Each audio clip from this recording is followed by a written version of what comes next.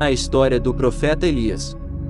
O profeta Elias foi um dos homens mais conhecidos da Bíblia, citado tanto no Antigo Testamento quanto no Novo. A história de Elias possui um papel muito ativo na narrativa bíblica. Neste estudo, conheceremos tudo o que a Bíblia nos diz acerca de quem foi Elias. Deixa seu like e se inscreva no canal. A história de Elias. O profeta Elias viveu no século 9 a.C., durante os reinados de Acabe e Acasias, no Reino do Norte. Lembrando que em sua época o povo de Israel havia se dividido em dois reinos. Judá era o reino do sul com capital em Jerusalém, e Israel era o reino do norte com capital em Samaria. A Bíblia não revela nada sobre a vida pessoal e familiar do profeta Elias. Sabemos apenas que ele era um tisbita que morava na terra de Gileade, a leste do Rio Jordão. O nome Elias significa Jeová é Deus. O ministério do profeta Elias. O ministério do profeta Elias está registrado nos livros de 1 e 2 Reis, 1 Reis 17, 2 Reis 2. Seu ministério começa sem muita introdução, e termina com a descrição de sua ascensão ao céu. Elias profetizou numa época muito difícil da história do povo de Israel do ponto de vista religioso. No tempo de Elias, o Reino do Norte havia alcançado sua melhor posição econômica desde que havia ocorrido a separação do reino após a morte de Salomão. O rei Onri, 885-1874 a.C., procurou estabelecer boas relações com as nações vizinhas. Ele casou seu filho, Acabe, com Jezabel, filha de Etaal, rei dos Sidonicos. Esse casal introduziu em Israel a adoração ao deus Baal de Tiro e Sidom. Acabe se encarregou até de construir um templo para Baal em Samaria, 1 Reis 16:32. Nesse contexto turbulento de idolatria e paganismo, Elias foi chamado para servir como porta-voz de Deus. Ele recebeu a responsabilidade de lembrar aos israelitas que eles eram o povo do Senhor. O ministério de Elias pode ser organizado em 6 importantes episódios. O aviso acerca da seca iminente e seu isolamento. A luta no Monte Carmelo onde enfrentou os profetas de Baal. A fuga para Horebe. O episódio envolvendo Nabote. A profecia acerca de Acasias. Sua translação ao céu. A seguir, conheceremos os detalhes mais importantes de cada um destes 6 episódios que marcaram o ministério do profeta Elias. Elias profetiza uma grande seca.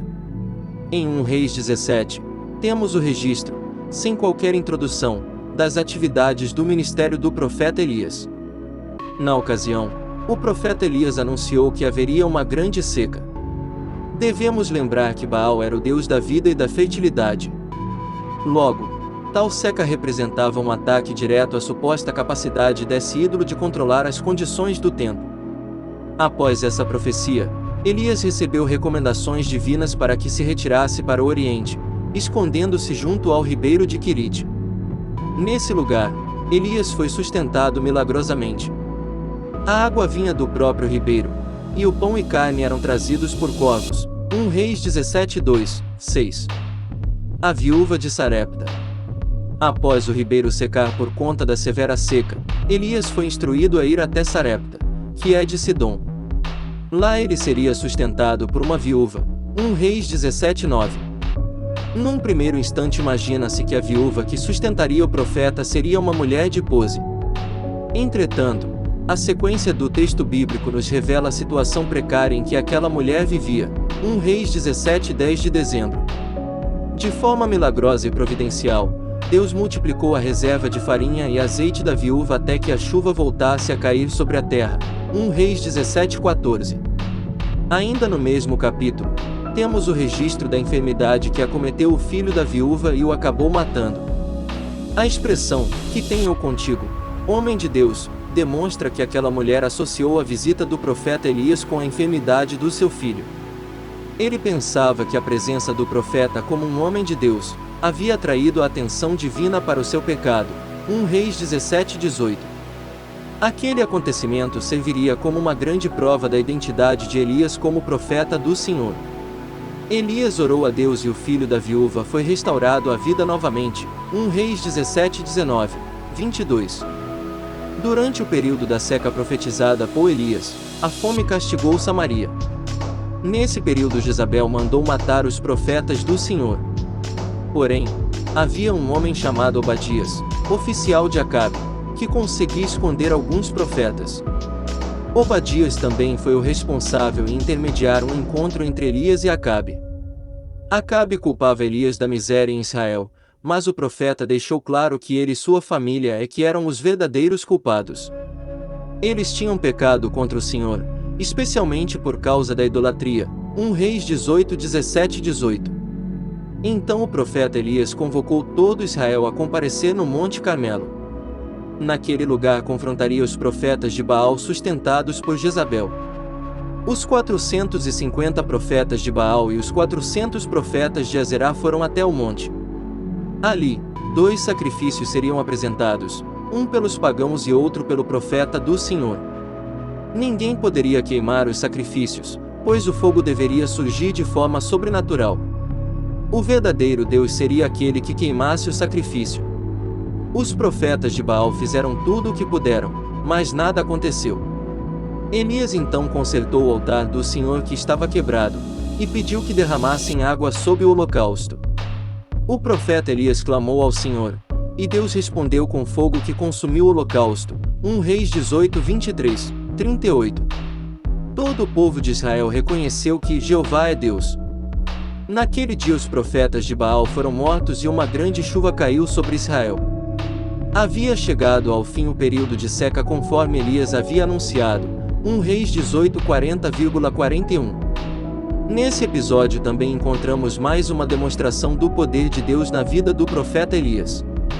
Ele foi capaz de correr à frente da carruagem de Acabe por todo o caminho até Jezreel. Isto representava uma distância de 30 a 35 quilômetros do local onde estavam. A fuga para Horebe. Após ser ameaçado por Jezabel, Elias fugiu em direção ao sul. Esse foi um momento de profundo desânimo na vida do profeta. Inclusive, ele chegou a desejar a morte. 1 Reis 19, 1, 4. Entretanto, ele foi divinamente alimentado com pão e água e instruído a seguir em direção a Horebe, o monte de Deus. A caminhada durou 40 dias e 40 noites, e o profeta foi sustentado apenas pela refeição que havia comido. O Monte Horebe foi o local onde o Deus da aliança de Moisés se fizera conhecido. Isto indica que a volta de um profeta leal a Deus àquele lugar era muito significativa. No Monte Horebe Deus deu nova visão e novas instruções ao profeta Elias. Ali ele recebeu 3 incumbências: ungir Hazael como rei da Síria, ungir Jeú como rei de Israel, ungir Eliseu como seu sucessor.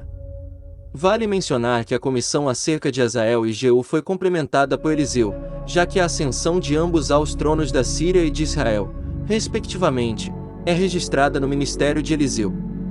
O profeta Elias e a vinha de Nabote. Em 1 Reis 21, encontramos mais um grande confronto entre o profeta Elias e a família real. Jezabel havia planejado a execução de Nabote, que não queria abrir mão de sua vinha em favor de Acabe. Além disso, eles haviam ignorado o direito à herança da terra que era garantido na nação de Israel. O profeta Elias anunciou o juízo divino sobre Acabe e Jezabel, dando detalhes sobre suas mortes e avisando que sua casa seria destruída. Como Acabe se arrependeu, o Senhor adiou por uma geração a destruição da sua dinastia. 1 Reis 21, 29. Mas Acabe e Jezabel tiveram mortes desonrosas conforme a profecia. 1 Reis 22, 2.37,38. 2 Reis 9, 10,34, 37. A profecia contra Acasias. Acasias subiu ao trono de Israel, sucedendo a Acabe, seu pai. 1 Reis 22, 52. Em uma determinada ocasião, Acasias sofreu um acidente que o deixou aleijado. Prontamente ele tentou buscar auxílio no deus pagão, ironicamente chamado de Baal-Zebub, que significa Senhor das Moscas. Esse era um trocadilho que ridicularizava o nome Baal-Zebub, que significa Senhor, o Príncipe. Acasias desejava saber se poderia se recuperar de seu problema. Mas Elias interceptou os mensageiros de Acasias, e ordenou que voltassem ao rei avisando que ele havia ignorado o Deus de Israel e que certamente morreria.